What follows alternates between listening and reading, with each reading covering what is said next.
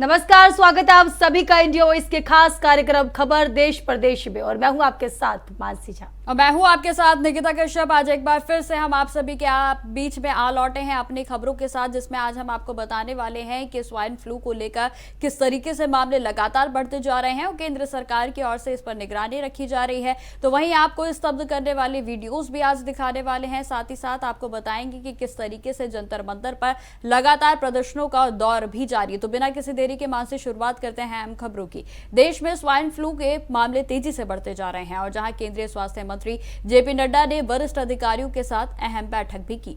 तो ये बैठक में सक्रिय निगरानी, टेस्टिंग और स्वास्थ्य सुविधाओं की तैयारियों पर जोर दिया गया है। तो ये आपको बता दें, दिल्ली के स्वास्थ्य मंत्री पंकज सिंह ने साफ तौर पर कहा कि दिल्ली के अस्पतालों में बेड, डॉक्टर, दवाइयों और जरूरी मेडिकल सुविधाओं को पूरी तरीके से पर्याप्त उपलब्ध सुरक्षित कर दी गई है। तो इसी पर देखिए हमारी खास रिपोर्ट। देश के कई राज्यों में स्वाइन फ्लू तेजी से पैर पसार रहा है। पिछले कुछ दिनों में दिल्ली में स्वाइन फ्लू के 1700 से ज्यादा मामले सामने आए हैं। H1N1 स्वाइन फ्लू के विकराल होने की खतरनाक आहट से मोदी सरकार एक्टिव हो गई है। केंद्रीय स्वास्थ्य मंत्री जेपी नड्डा ने दिल्ली के स्वास्थ्य मंत्री और स्वास्थ्य मंत्रालय और दिल्ली सरकार के अधिकारियों के साथ अहम समीक्षा बैठक की।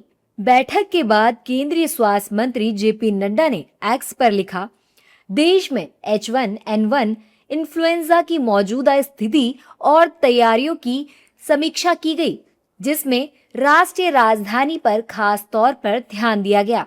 बैठक में सक्रिय निगरानी, टेस्टिंग और स्वास्थ्य सुविधाओं की तैयारियों पर जोर दिया गया।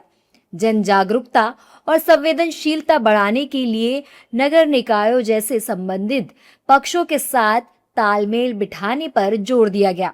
साथ ही सांस और हाथों की साफ सफाई जैसी बचाव वाली स्वस्थ आदतों पर भी जोर दिया गया और लगातार या गंभीर लक्षण वाले लोगों को तुरंत डॉक्टरी सलाह लेने की सलाह दी गई। इस बैठक में दिल्ली के स्वास्थ्य मंत्री पंकज सिंह भी शामिल हुए।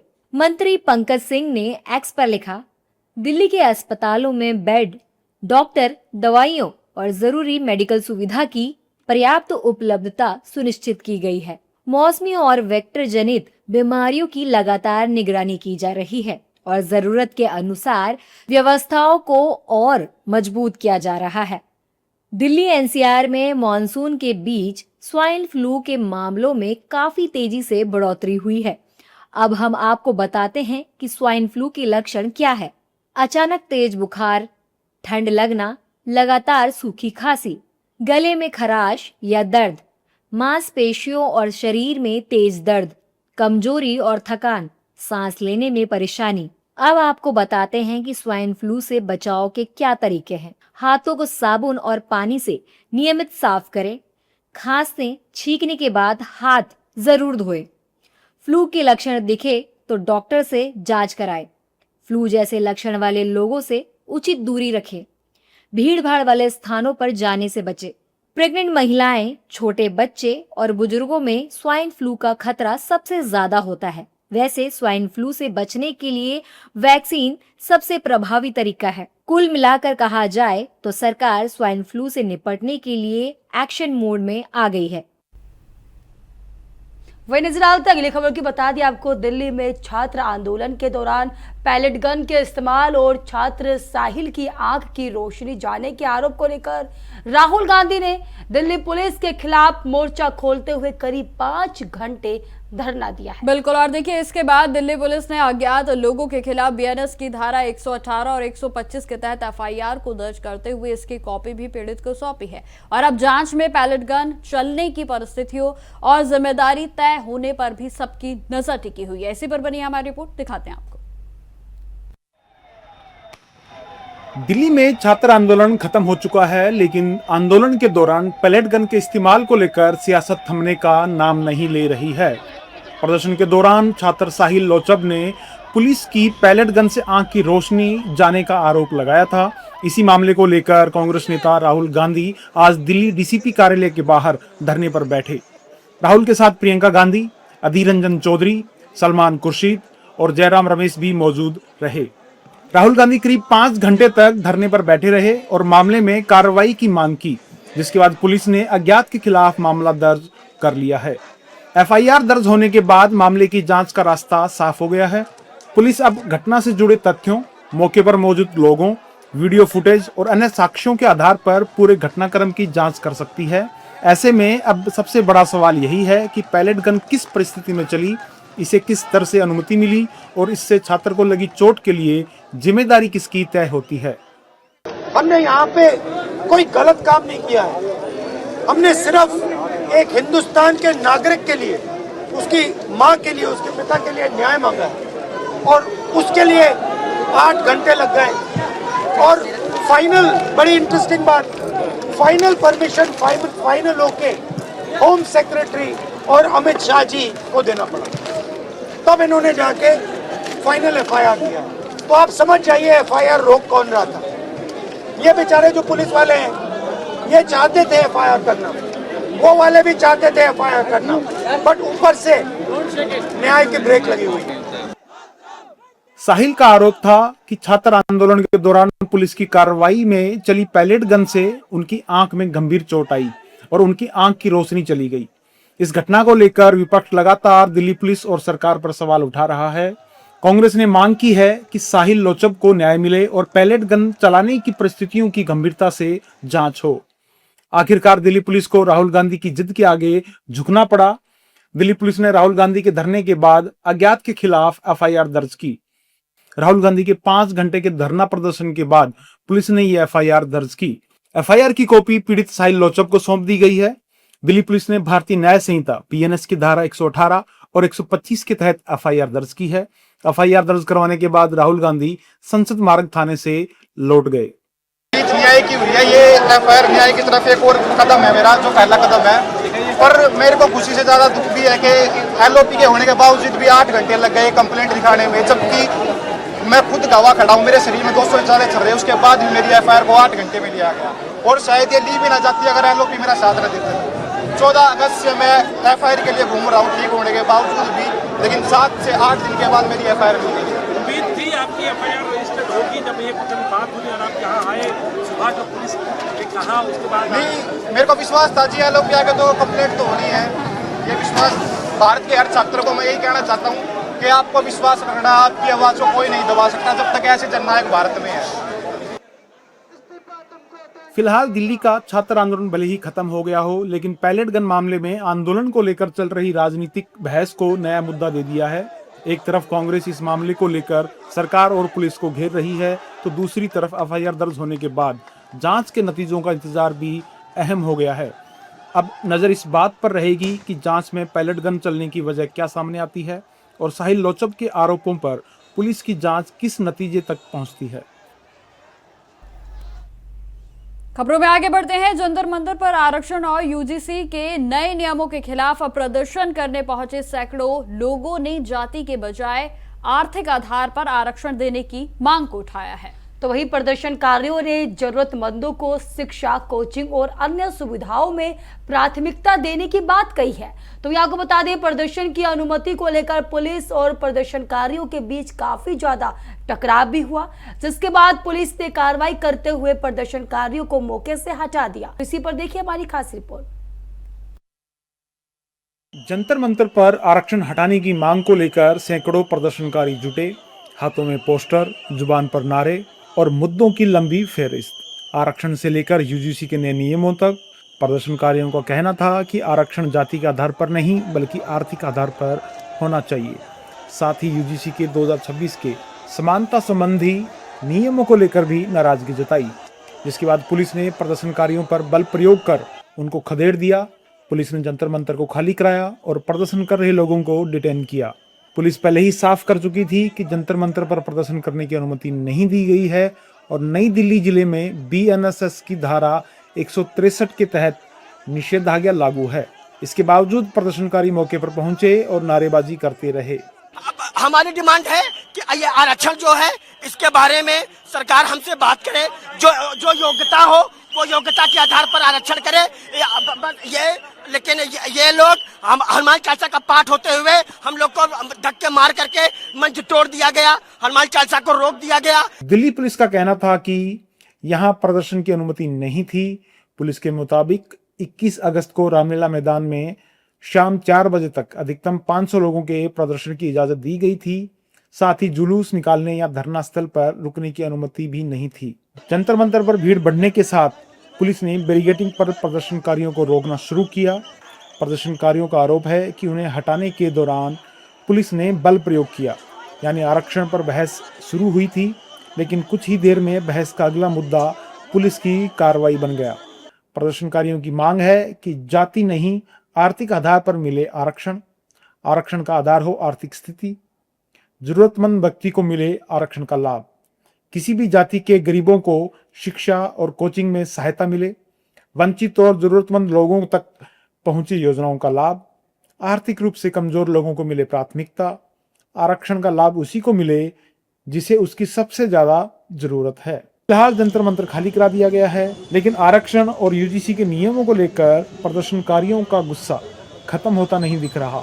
एक तरफ आरक्षण को आर्थिक आधार पर करने की मांग है, दूसरी तरफ यूजीसी के नियमों को वापस लेने की मांग।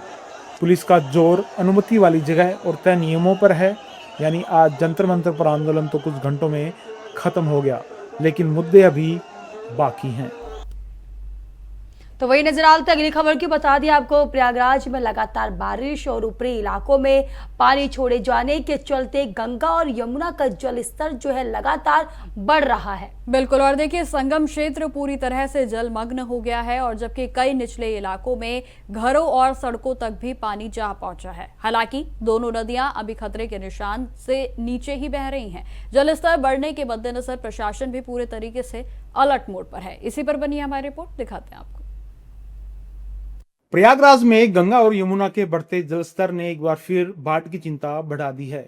पहाड़ों में बारिश और बैराजों से पानी छोड़े जाने के बाद नदियों में लगातार बढ़ोतरी हो रही है। संगम क्षेत्र से लेकर शहर के निचले इलाकों तक पानी पहुंच गया है। हालांकि नदियां अभी खतरे के निशान से नीचे हैं, लेकिन तटीय इलाकों में प्रशासन ने अलर्ट बढ़ा दिया है। संगम क्षेत्र जलमग्न है, कई सड़कों पर नाव चल रही हैं और लेटे हनुमान मंदिर तक पानी पहुंच चुका है। प्रयागराज में आफत सिर्फ आसमान से नहीं, नदियों के बढ़ते पानी से भी बरस रही है। लगातार बारिश ने शहर की जल निकासी व्यवस्था की पोल खोल दी है। कई निचले इलाकों में घरों के अंदर तक पानी पहुंचा है, जबकि संगम क्षेत्र पूरी तरह जलमग्न नजर आ रहा है। निरंजन डोट पुल, जाफरी कॉलोनी, जॉर्ज टाउन, करेली, आनंदपुरम और दूसरे इलाकों में जल भराव ने लोगों की मुश्किलें बढ़ा दी हैं। रामबाग रेलवे स्टेशन तक पानी पहुंचने से रेल संचालन भी प्रभावित हुआ। आज की स्थिति में संगम की कई सड़कें पानी में डूबी हैं और वहां नावों से आवाजाही हो रही है। गंगा और यमुना का जलस्तर लगातार ऊपर जा रहा है। गुरुवार रात 8 बजे तक नैनी में यमुना 80.03 मीटर, फाफामऊ में गंगा 80.62 मीटर और छतनाग में गंगा 79.65 मीटर तक पहुंच चुकी थी। खतरे का निशान करीब 84.73 मीटर है। तटीय इलाकों में अलर्ट जारी किया गया है और लोगों को पानी बढ़ने की स्थिति में घर छोड़कर सुरक्षित स्थानों पर जाने की हिदायत दी जा रही है। प्रशासन अब सिर्फ निगरानी नहीं कर रहा, बल्कि राहत और बचाव भी तेजी से कर रहा है। बाढ़ चौकियों को सक्रिय रखा गया है। संवेदनशील इलाकों में पुलिस और प्रशासन की टीमें गश्त कर रही हैं और लाउड हेलर से लोगों को नदियों से दूर रहने की अपील की जा रही है। करीब 103 राहत शिविरों की तैयारी की गई है, जिनमें 12 शहर क्षेत्र में हैं। जरूरत पड़ने पर लोगों को सुरक्षित स्थानों पर शिफ्ट करने की तैयारी है। जी, गंगा यमुना में जलस्तर अभी बढ़ रहा है, लेकिन अभी खतरे के निशान से नीचे नदियां प्रभावित हो रही हैं। तो अभी उन गंगा और यमुना के किनारे गाँव में बहुत ज्यादा अभी समस्या नहीं है। शहरी क्षेत्र भी अभी बहुत ज्यादा प्रभावित नहीं है उससे। कुराओं तहसील में बेलन नदी में वो पानी बढ़ने के कारण थोड़ी समस्या आई थी, वहाँ पे भी स्थितियाँ सामान्य हो रही हैं। गंगा और यमुना के किनारे के जो क्षेत्र हैं उन पर लगातार हम लोग नजर रखे हुए हैं, अलर्ट जारी किया गया है। एनडीआरएफ एसडीआरएफ की टीमें लगातार भ्रमणशील है। हमारे बाढ़ राहत शिविर तैयार हो चुके हैं। जब भी आवश्यकता पड़ेगी हम लोग वहाँ के स्थानीय नागरिकों से संपर्क में हैं, उनको तत्काल सुरक्षित जगहों पर शिफ्ट करा दिया जाएगा। सबसे बड़ा सवाल शहर के अंदर जमा पानी का है। नदी का पानी अभी खतरे के निशान से नीचे है, मगर बारिश जारी रही और ऊपरी इलाकों से पानी की आवक बढ़ी तो हालात तेजी से बदल सकते हैं। सरकार ने प्रदेश स्तर पर भी आपदा प्रबंधन और जिला प्रशासन को हाई अलर्ट पर रखा है। ऐसे में प्रयागराज में फिलहाल स्थिति नियंत्रण में जरूर है, लेकिन खतरा टला नहीं है। प्रशासन की नजर नदी के जलस्तर, तटीय बस्तियों और जल भराव वाले इलाकों पर लगातार बनी हुई है। खबरों में आगे बढ़ते हैं। अब खबर गाजियाबाद से है, जहां खोड़ा की कॉलोनी में स्थित लोकप्रिय विहार में देर रात डबल मर्डर की वारदात से सनसनी फैल गई। तो वही पुलिस का यह कहना है कि एक व्यक्ति ने कथित तौर पर घरेलू विवाद के चलते अपनी पत्नी और नाबालिग बेटी की धारदार हथियार से हत्या कर दी। बिल्कुल, और जहां मामले में दूसरी बेटी भी गंभीर रूप से घायल बताई जा रही है। जानकारी देते चलें कि चीख पुकार सुनकर पड़ोसियों ने पुलिस को पूरे मामले की जानकारी दी और जहां मौके पर पहुंची पुलिस ने तत्काल से प्रभाव से जांच को शुरू कर दिया। तो वहीं आपको बता दें कि घायल बेटी को अस्पताल पहुंचाया गया, जहां डॉक्टरों के द्वारा इलाज जारी है। तो वही इस पूरे मामले में डॉक्टर का कहना है कि घायल बेटी अब खतरे से बाहर बताई जा रही है। तो पुलिस ने आरोपी पिता को घटना स्थल से ही गिरफ्तार कर लिया है। तो ये आपको बता दें, दोनों शवों को कब्जे में लेकर पोस्टमार्टम के लिए भेज दिया गया है। तो पुलिस मामले की जांच कर रही है और वारदात के पीछे की वजह और अन्य पहलुओं की पता लगा रही कि आखिर वजह क्या रही। तो आपको बता दें कि गाजियाबाद में डबल मर्डर से सनसनी फैल गई है और जहां पति ने अपनी पत्नी और बेटी की दर्दनाक हत्या कर दी। दिनांक 22 अगस्त 2026 को रात्रि करीब 12:15 बजे थाना खोड़ा को सूचना प्राप्त होती है कि लोकप्रिय विहार की गली नंबर 3 में रहने वाले राजा अंसारी ने अपनी पत्नी और बेटी की हत्या कर दी है। इस सूचना में थाना खोड़ा की फोर्स तथा मेरे द्वारा तत्काल घटनास्थल पहुंचा जाता है। तो जांच पड़ताल में तथ्य प्रकाश में आता है कि राजा अंसारी जो मूल रूप से अररिया बिहार का रहने वाला है, अपनी पत्नी बीबी तबस्सुम तथा अपनी 2 बेटियों क्रमशः सना तबस्सुम व रूबी तबस्सुम, जिनकी उम्र क्रमशः 15 वर्ष तथा 14 वर्ष है, के साथ गली नंबर 3 में मकान के चौथे तल पर रहता था। आज उसके द्वारा अपनी पत्नी बीबी तबस्सुम तथा पत्नी सना तबस्सुम की हत्या कर दी गई तथा दूसरी बेटी रूबी तबस्सुम को घायल कर दिया गया है। घायल बेटी को तत्काल उपचार हेतु एमजी हॉस्पिटल भेजा गया, जहां खतरे से बाहर है तथा शव को कब्जे में लेकर पंचायतनामा की कार्रवाई की जा रही है। अभियुक्त राजा अंसारी को हिरासत में लेकर गहनता से पूछताछ की जा रही है। इस संबंध में अग्रिम वैधानिक कार्रवाई की जा रही है। मैं ऊपर जाके देखा तो उन्हें हाथ में छुरी थी उसके, और उसने मारा कि पुलिस वाले आए, पुलिस को छुरी दे दी उसने। और आदमी ऐसा था नहीं, पता नहीं क्या हुआ क्या नहीं, क्या दिमाग में ही उसके। यानी 4-5 साल जब भी रह रहे, दुआ सलाम सब बढ़िया थी, सब कुछ। परिवार में एक घरवाली थी, 2 लड़की थी। उसी से ये स्थिति, उसके भागते हुए छुरी लगी उसको। पुलिस ने गिरफ्तारी तकरीबन 12:30 बजे। बताते चले कि गाजियाबाद से है दर्दनाक जो खबर है वो सामने आई है, जिसमें आपको बताते चले कि पिता की ओर से ही पत्नी और बेटी की निर्मम हत्या कर दी गई और जहां एक और अन्य बेटी गंभीर रूप से घायल बताई जा रही है। फिलहाल डॉक्टरों की ओर से उसका इलाज जारी है। तो वहीं आपको यह भी जानकारी देते चले कि दूसरी जो अन्य बेटी घायल हुई है वह खतरे से बाहर है। तो ये गाजियाबाद के खोड़ा का ये पूरा मामला बताया जा रहा है, जहां पर पिता ने ही अपनी पत्नी और अपनी बेटी को मौत के घाट उतार दिया। तो फिलहाल पिता को गिरफ्तार कर लिया गया है। तो वही आपको बता दें, दूसरी बेटी का फिलहाल अस्पताल में इलाज चल रहा है। तो गाजियाबाद के खोड़ा में डबल मर्डर से सनसनी फैल गई, जहां पति ने ही पत्नी और बेटी की निर्मम हत्या कर दी है।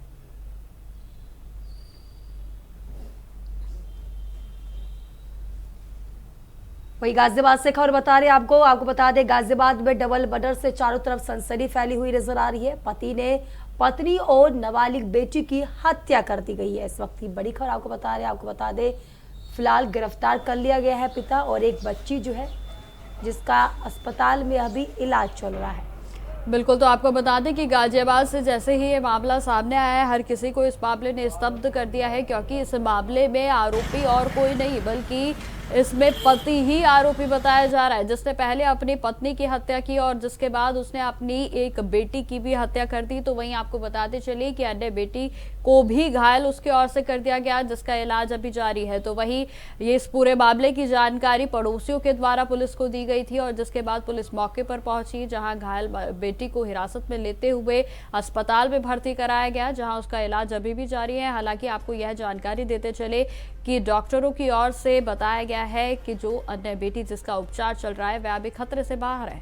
लेकिन आरोपी पिता को गिरफ्तार कर लिया गया है। बेहद ही स्तब्ध करने वाला यह मामला है, क्योंकि इस मामले के सामने आने के बाद हर कोई स्तब्ध नजर आ रहा है। वहीं इसका विस्तार से जानकारी देने के लिए नितिन चौधरी गाजियाबाद से हमारे साथ जुड़ गए हैं। नितिन, क्या कुछ अहम जानकारी आ रही है डबल मर्डर की जो खबर सामने आ रही है?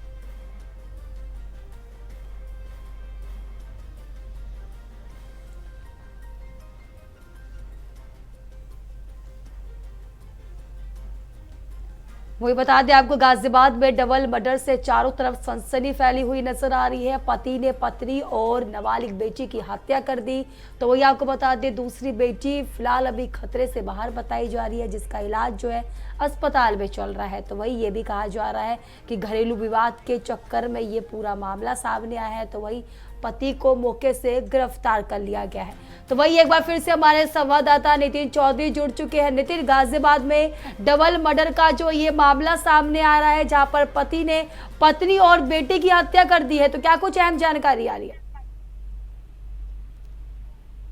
देखिए मानसी, बिल्कुल लगातार जिस तरीके से गाजियाबाद में जो है डबल मर्डर की खबर सामने आई थी, बताया गया था कल देर रात जो है 12:15 पे ये सूचना जो है गाजियाबाद पुलिस को मिली थी। कोड़ा थाना क्षेत्र के अंतर्गत जो है लोकपाल बिहार पड़ता है, जो कोड़ा के अंदर है। लेकिन उसके बाद लगातार यही बताया गया था कि आखिरकार कि जिस तरीके से जो सूचना मिली थी पुलिस को द्वारा, और पुलिस को सूचना मिलने के बाद जो है बताया गया था कि उसी के पति ने जो है अपनी पत्नी और अपनी बेटी की हत्या कर दी गई थी। बताया जाए कुछ पारिवारिक मामला चल रहा था, तो जिसको देखते हुए कल जो है हत्या कर दी गई थी। लेकिन उसके बाद जो तीसरी बेटी है उसकी जो दूसरे है उसमें जो है बताया गया, पुलिस के द्वारा कहा गया है कि अभी जो है पूरे मामले की जांच पड़ताल चल रही है। जो आरोपी है उसे जो है गिरफ्तार कर लिया है, लेकिन उसके बाद भी लगातार पुलिस पूरे मामले की जांच पड़ताल कर रही है। जी बिल्कुल नितिन, जिस तरीके से आपने बताया कि जांच पड़ताल जारी है, क्या अभी तक इस बात का खुलासा हुआ है कि आखिर किन कारणों के चलते पिता ने इस तरीके का जो कदम है वो उठाया? देखिए बिल्कुल लगातार पुलिस की बात की जाए तो पुलिस ने उससे पूछताछ की गई है। जो आरोपी है पति हत्यारा था उससे पूछताछ की गई है, तो उसके द्वारा बताया गया है कि कुछ घरेलू जो कलह थे उसकी वजह से ये हत्या की गई थी, जिसमें जो है उसने अपनी बेटी की हत्या कर दी, अपनी पत्नी की हत्या कर दी। जो दूसरी बेटी थी उसकी भी जो हत्या करने की कोशिश करी गई थी, लेकिन उसके बाद जो है अभी वो खतरे से बाहर है। हॉस्पिटल में उसे एडमिट कराया गया था डॉक्टरों के द्वारा, उसका जो इलाज है वो चल रहा है। लेकिन अभी पूरे मामले में पुलिस जो है प्रशासन के द्वारा भी यही जांच पड़ताल की जा रही है, और उसके जो आसपास जो सीसीटीवी घर में कैमरे लगे हुए थे उसकी जांच पड़ताल यहाँ पर पुलिस कर रही है। लेकिन जो हत्यारा बिल्कुल नितिन, कहीं ना कहीं प्रशासन जो है पूरी तरीके से अलर्ट होता हुआ नजर आ रहा है, मामले की जांच करता हुआ नजर आ रहा है। बहुत बहुत धन्यवाद नितिन, हमारे साथ जुड़ने के लिए, विस्तार से जानकारी देने के लिए। बिल्कुल, तो जिस तरीके से यह मामला गाजियाबाद से सामने आया है, एक के बाद एक जो मर्डर की खबरें हैं वो गाजियाबाद से सामने आ रही हैं, और जिसके बाद पुलिस प्रशासन पर भी तमाम जो सवाल हैं वो खड़े होते हुए नजर आ रहे हैं।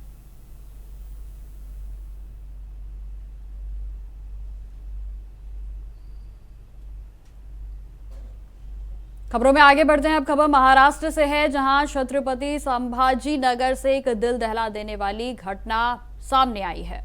आपको बता दें, शहर के 30 गांव इलाके में पहाड़ से गिरकर एक ही परिवार के 3 सदस्यों की जान चली गई है। जहां पिता की डांट से नाराज होकर 18 साल का बेटा सुसाइड करने के लिए ये जो है वो पहाड़ पर पहुंचा था, और जहां 18 साल के कुणाल चंदवाड़े को पिता ने फोन के लिए डांट दिया था, और कथित तौर पर बताया जा रहा है कि आईफोन उसे चाहिए था, लेकिन पिता की आर्थिक स्थिति ऐसी नहीं थी और वह बेटे को फोन नहीं दिला पा रहे थे, और इसी कारण के चलते बेटा जो है वो पहाड़ी पर पहुंच गया, और जहां बेटे को बचाने के चक्कर में पिता का भी पैर फिसल गया। तो वहीं दोनों की मौत को देखते हुए जो मां है वो भी पहाड़ी से उनकी ओर से छलांग लगा दी गई। तो दिखाते हैं आपको ये स्तब्ध करने वाला मामला आखिर क्या कुछ है। महाराष्ट्र के छत्रपति संभाजी नगर से एक दिल दहला देने वाली और बेहद दर्दनाक घटना सामने आई है। शहर के 30 गांव इलाके में स्थित प्रसिद्ध खबरिया पहाड़ से गिरकर एक ही परिवार के 3 सदस्यों की जान चली गई। पिता की डांट से नाराज होकर 18 साल का बेटा सुसाइड करने के इरादे से पहाड़ पर पहुंच गया था। 18 साल के कुणाल चांदवड़े को पिता ने फोन के लिए डांटा था। कथित तौर पर उसे आईफोन चाहिए था, लेकिन पिता की आर्थिक स्थिति ऐसी नहीं थी कि वो अपने बेटे को फोन दिला सके। इस कारण गुस्से में बेटे ने खुद की जान देने का फैसला किया, लेकिन उसे बचाने की कोशिश में पिता मुरलीधर और मां संगीता की भी मौत हो गई। इस खौफनाक हादसे ने पूरे राज्य को सन्न कर दिया है। ये देखो, आज हमको 11 बजे 112 पे कॉल आया था। खौड़ा डोंगर बोल के, जो खौड़ा डोंगर पे एक आदमी सुसाइड कर रहा है, ऐसा 112 को कॉल आने के बाद में हमारे 112 के कर्मचारी वहाँ चले गए। तो वहाँ एक आदमी, एक बच्चा जो सुसाइड करने के लिए खड़ा था और नीचे खोल 400-500 फीट खोल दरी थी। जब हमारे लोगों ने उनको समझाया और उसका मन परिवर्तन करने की कोशिश चालू थी, तो कोशिश करते टाइम पे अचानक उसके पिताजी आए और उसको खींचने लगे। तो उसने, पिताजी जान बचाने के लिए खींचने गए तो उसने सुसाइड की और वो बाप को लेके खींच लिया और बाप को लेके सुसाइड करवा दिया। बाप भी चलेगा, बेटा भी चलेगा, ये देख के माँ ने ही सुसाइड की। प्रत्यक्षदर्शियों ने बताया कि देवलाई से एक युवक, लगभग उसकी उम्र 18 वर्ष थी, वो यहां आकर पहाड़ के कगार पर 10 बजे से लेकर 1 बजे तक यहां ड्रामा कर रहा था। सुनने को तैयार नहीं था। मैं उसके पास 5 फीट की दूरी पर होते हुए मैंने भी गांव की तरफ से, पुलिस डिपार्टमेंट मेरे साथ था।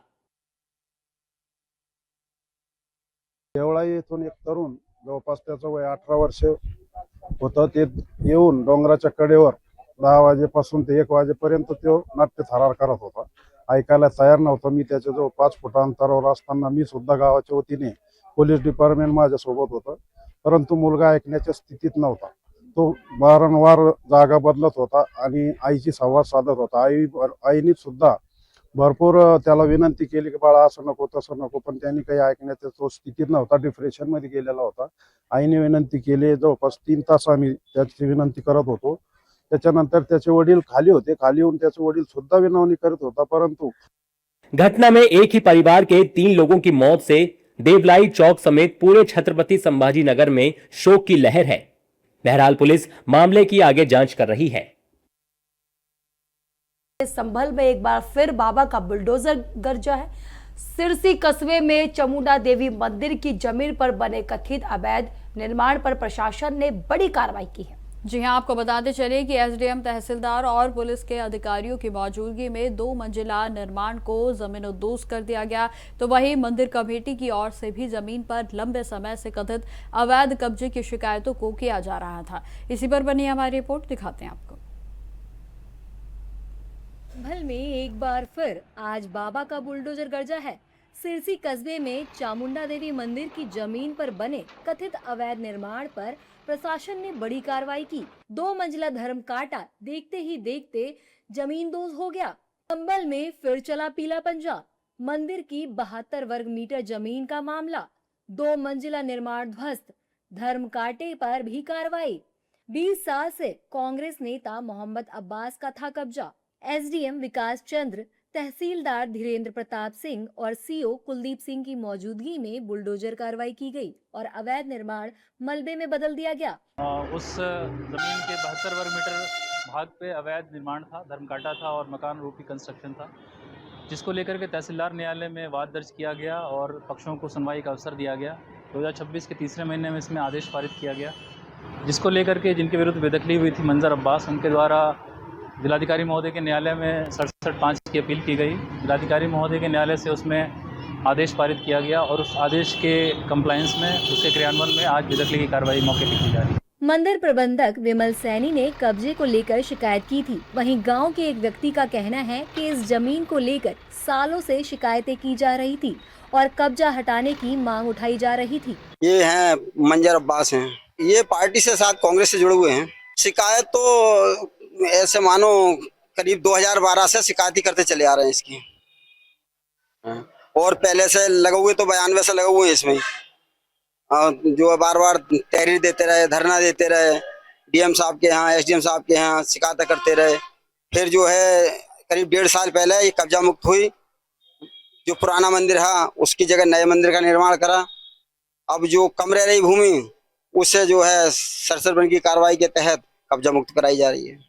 प्रशासनिक कार्रवाई से पहले मामला अदालत तक भी पहुंचा, लेखपाल की रिपोर्ट के आधार पर तहसीलदार न्यायालय में सुनवाई हुई। इसके बाद 13 मार्च को बेदखली का आदेश पारित किया गया। फिर इस फैसले में जिला अधिकारी न्यायालय में चुनौती दी गई, लेकिन 24 जुलाई को अपील खारिज हो गई, जिसके बाद आज प्रशासन ने अतिक्रमण पर बुलडोजर चलाया। संभल की इस कार्रवाई ने एक बार फिर यूपी की योगी सरकार के बुलडोजर मॉडल को चर्चा में ला दिया है। संदेशा साफ है, प्रदेश में जहां कहीं भी अवैध कब्जा होगा, उसकी मिट्टी में मिलना तय है, फिर चाहे आरोपी कितना भी रसूखदार या राजनीतिक पहचान वाला क्यों ना। खबरों में आगे बढ़ते हैं। उत्तर प्रदेश में योगी सरकार ने गुरुवार की देर रात बड़ा आईपीएस फेरबदल करते हुए 9 अधिकारियों के तबादले किए और इस दौरान 7 जिले के पुलिस कप्तानों को भी बदला गया। सबसे ज्यादा चर्चा मेरठ के एसएसपी रहे अविनाश पांडे के तबादले की है। आपको बता दें, उन्होंने मेरठ एसएसपी पद से हटाकर पुलिस मुख्यालय से सम्मिलित किया गया है। उनकी जगह BBGTS मूर्ति को मेरठ का नया एसएसपी बनाया गया है। तो इसी पर देखिए हमारी खास रिपोर्ट। उत्तर प्रदेश में गुरुवार देर रात योगी सरकार ने बड़ा आईपीएस फेरबदल करते हुए 9 अधिकारियों का तबादला कर दिया। इस फेरबदल में 7 जिलों के पुलिस कप्तान बदले गए, लेकिन सबसे ज्यादा चर्चा मेरठ के एसएसपी रहे अविनाश पांडे के तबादले की है। अविनाश पांडे को मेरठ एसएसपी के पद से हटाकर पुलिस मुख्यालय से संबद्ध कर दिया गया है। उनकी जगह BBGTS मूर्ति को मेरठ का नया एसएसपी बनाया गया है।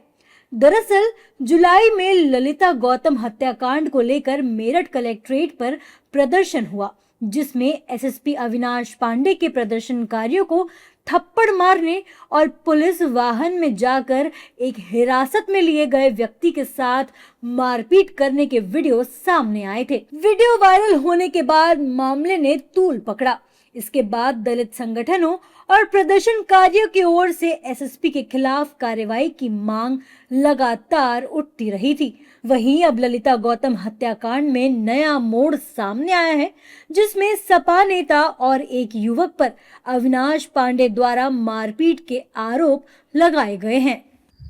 अब कप्तान साहब से मोहित की बात हो रही थी कि सर हम तो इसमें निर्दोष हैं। तो कप्तान साहब कह रहे यार, एक तो तुम भाई कहते हो, मिलने आ जाओ, चाय पी लेंगे। 2 दिन 3 दिन से लगातार बात हो रही थी। तो जब कप्तान साहब बुला रहे थे, मैं कहा चलो चल रहे हैं, जनरली में कप्तान हम भी कह जाएंगे कि भाई हमारी कोई गलती नहीं है इसमें। जैसे ही वहां पहुंचने के बाद बैठे भी नहीं, बोले तू ही मोहित है, बोले हाँ, बोले तू दिग्विजय, बोले हाँ। तुमने बहुत खून पी रखा है, हमारा इलाज करना पड़ेगा।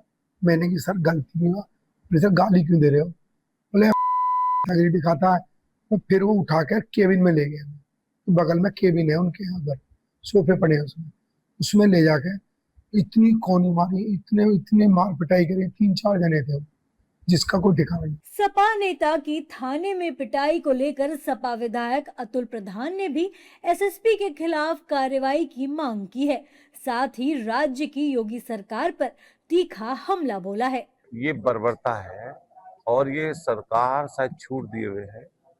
ऐसे लोगों के खिलाफ कार्रवाई करनी चाहिए और मैं समझता हूँ ऐसे लोगों के खिलाफ अगर कार्रवाई नहीं करेंगे तो कैसा काम चलेगा बताओ। हालांकि बीजेपी और उसके सहयोगी दलों के नेताओं ने एसएसपी पर लगे इन आरोपों के बाद कार्रवाई होने की बात कही है। देखिए, कानून सबसे बड़ा है, एसएसपी हो, टीएम हो या मंत्री।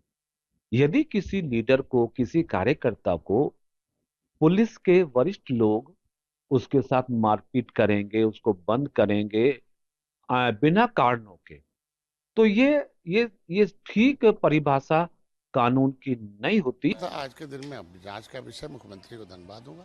संज्ञान में आने के बाद वो कार्रवाई करते हैं और निश्चित रूप से जांच कराते हैं, जो दोषी होता है उस पर कार्रवाई। बता दें कि ललिता गौतम मामले को लेकर शिकायतें और कानूनी कार्रवाई की मांग भी सामने आई। राष्ट्रीय मानव अधिकार आयोग ने भी पुलिस कार्रवाई को लेकर यूपी के डीजीपी और मुख्य सचिव को रिपोर्ट देने को कहा था।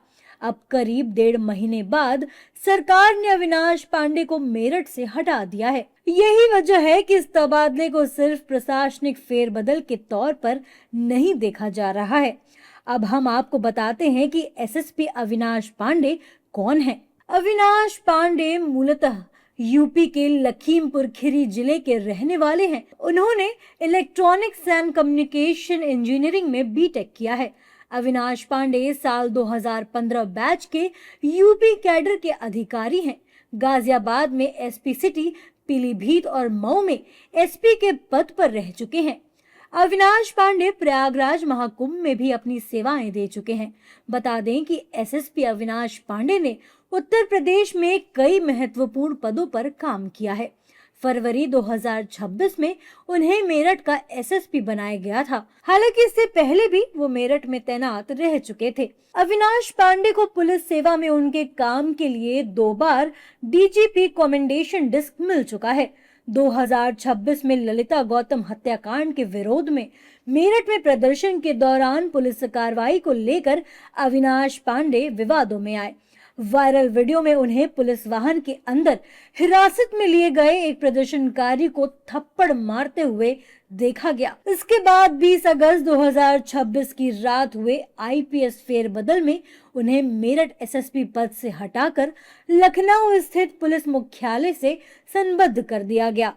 उनकी जगह बीबीजीटीएस मूर्ति को मेरठ का नया एसएसपी बनाया गया है। 2027 के विधानसभा चुनाव से पहले दलित समाज से जुड़े इस संवेदनशील मामले में सरकार का ये फैसला एक बड़ा राजनीतिक और प्रशासनिक संदेश जरूर माना जा रहा है।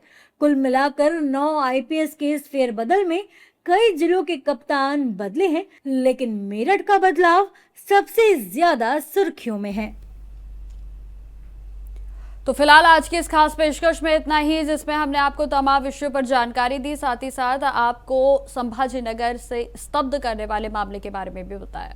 तो फिलहाल इस खास कार्यक्रम में इतना ही। तब तक देश और दुनिया की तमाम खबरों के लिए देखते रहिए इंडिया वॉइस। नमस्कार।